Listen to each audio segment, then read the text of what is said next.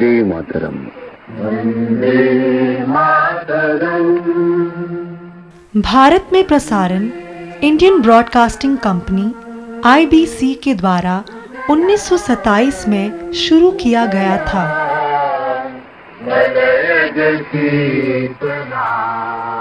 1936 में all India radio के नाम को अपनाने के बाद से प्रसारण सेवा तेज गति से बढ़ रही है। महात्मा गांधी के ऑल इंडिया रेडियो स्टूडियो में आने के उपलक्ष्य में भारत में 12 नवंबर लोक सेवा प्रसारण दिवस के रूप में मनाया जाता है।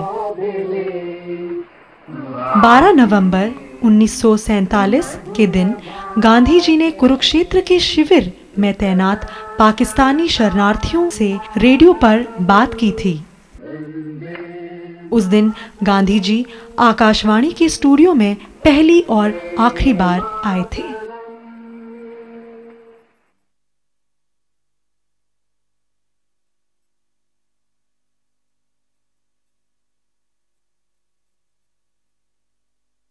On the National Public Broadcasting Day, a day that we celebrate to commemorate the visit and the speech of Mahatma Ji, who had come to All India Radio in 1947 on this very day. मेरे दुखी भाइयों और बहनों, मुझे कोई पता नहीं है कि सिवाय आपके मुझको कोई भी सुनता है या नहीं। ये अनुभव मेरी जिंदगी में मेरे लिए दूसरा है। पहला अनुभव इंग्लैंड में हुआ था, जब मैं राउंड टेबल कॉन्फ्रेंस में गया। मुझको पता ही नहीं था कि मुझको इस तरह से कुछ बोलना है। मैं तो एक अनजान पुरुष हूँ। ऐसी चीज़ों में मुझको जंगली मान सकते हैं। मैं कोई दिलचस्पी भी नहीं लेता हूँ, लेकिन दुख के साथ मिल जाना वो तो मेरा जीवन भर का प्रयत्न है, जीवन भर का मेरा पेशा है। जब मैंने सुना कि आप लोगों में करीब 2.5 लाख रिफ्यूजी पड़े हैं और मैंने सुना कि अभी भी लोग आते ही रहते हैं, तो मुझको बड़ा दुख हुआ, मुझे चोट लगी और मुझको ऐसा ही हुआ कि मैं आपके पास पहुंच जाऊं। आने वाला तो कल था, लेकिन ये हो नहीं सकता था क्योंकि यहाँ ऑल इंडिया कांग्रेस कमेटी की मीटिंग के बारे में वर्किंग कमेटी मिलने वाली थी। तो घनश्याम दास जी ने शायद सूचना की कि अगर मैं रेडियो से बोलूं आपके लिए और आपके सामने तो अच्छा होगा, और पीछे जब जा सकता हूँ तब जाऊँ। तो मैं तो आपके पास आने की कोशिश कर रहा हूँ।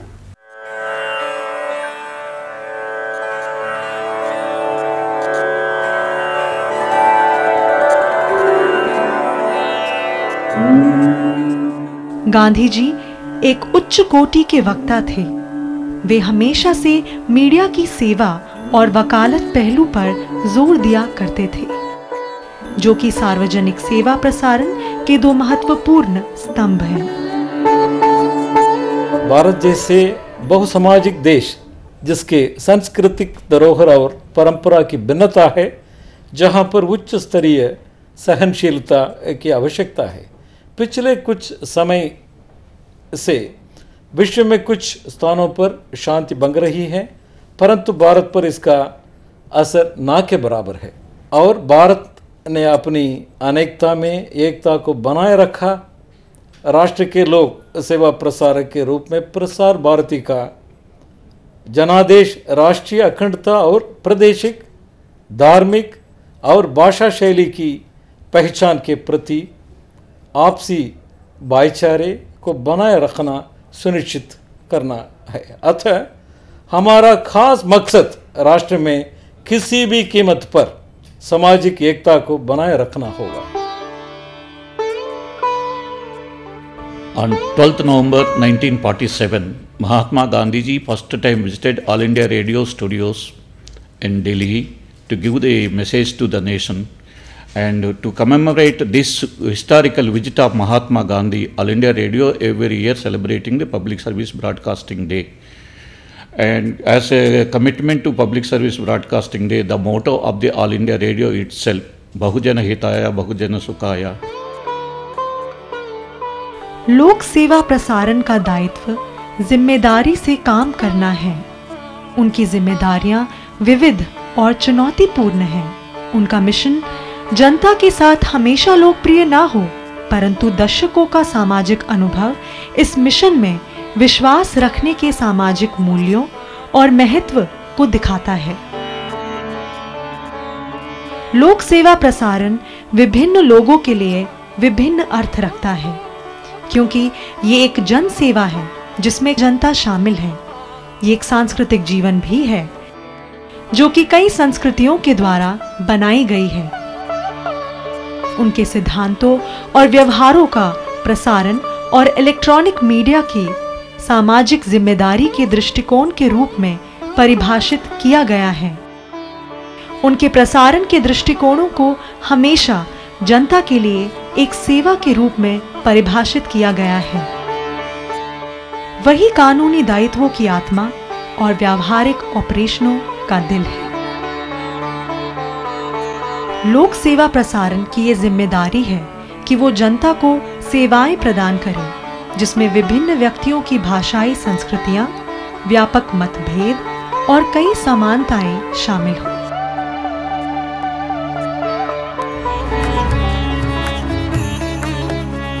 प्रसार भारती भारत की सार्वजनिक प्रसारण करता है। ये सूचना एवं प्रसारण मंत्रालय भारत सरकार की एक स्वायत्त निगम है।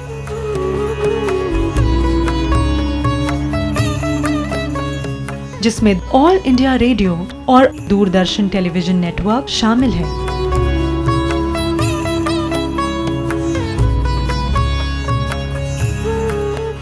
भारत में सरकार के स्वामित्व वाले प्रसारकों को अन्य देशों के प्रसारकों की भांति स्वायत्तता दी जाने की मांग के बाद 23 नवंबर 1997 के दिन प्रसार भारती को भारत में स्थापित किया गया। भारत की संसद ने 1990 में स्वायत्तता के अनुदान हेतु एक अधिनियम पारित किया था, जो कि 15 सितंबर 1997 को जाकर अधिनियमित हुआ। लोक सेवा प्रसारण लोगों और राष्ट्रों में सामाजिक परिवर्तन लाने के लिए मीडिया का एक प्रमुख साधन है। ये हर समुदाय की जरूरतों को पूरा करने के लिए बनाया गया है, जो कि परंपरागत, भौगोलिक और संस्थागत सीमाओं से परे है। दर्शकों की संख्या और कार्यक्रम सामग्री के कारण लोक सेवा प्रसारण में वाणिज्यिक प्रसारण का वर्चस्व रहा है। निजी वाणिज्यिक प्रसारण के विपरीत लोक सेवा प्रसारण कई व्यापक उपभोक्ताओं और एक बहुत बड़े जनादेश के बारे में चिंतित होता है। देश के दूर दराज के गांव में बैठा ग्रामवासी, जिसके पास बहुत कम मीडिया विकल्प होते हैं, ये उसकी भी जरूरतें पूरा करता है। भारत में जहां प्रथाओं, धर्मों और भाषाओं की विविधता है, वहां लोक सेवा प्रसारण जैसी सेवा के लिए अल्पसंख्यक दर्शकों की मीडिया जरूरतों को लेना अति आवश्यक हो जाता है।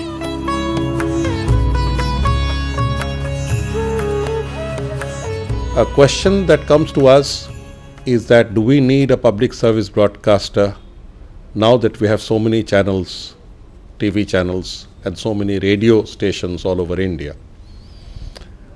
My submission would be to look at the subject from a more wider perspective. There is no broadcaster in India, no telecaster in India whose officers are stationed on the icy slopes of Kargil in the farthest corners of Mizoram, Nagaland, Arunachal Pradesh and Andaman and Nicobar Islands. It is only the public broadcaster that takes upon itself the responsibility to hold the country together through not only satellite, the easier option of satellite, but also through the more difficult option of terrestrial transmission. It covers India in not only a very wide network, a large network of stations and channels. The content that it brings out on a daily basis also speaks of the character of non-commercialism of public service. While many other channels can concentrate on a social evil like the molestation of women, it is the duty of the public broadcaster to bring forward before the public the retribution that is visited upon those who commit heinous offences, rather than play upon in a sensational manner the act of the crime itself. There are striking differences in their approach between the public broadcaster, and if we lose our way at times, it is for us to recoup our original journey, the message which we began, and the manner in which an institution like Akashvani has held India together through the melody of Vivid Bharati and the Indian cultural sentiment.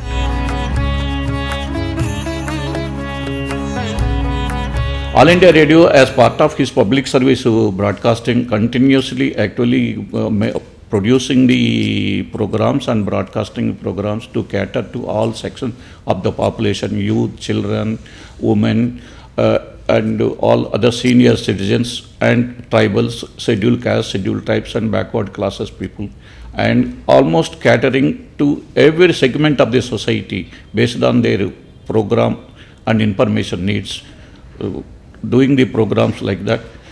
All India Radio also actually preserving the cultural heritage of the society, preserving the music and promoting the music, and also the literary programs in a large scale manner.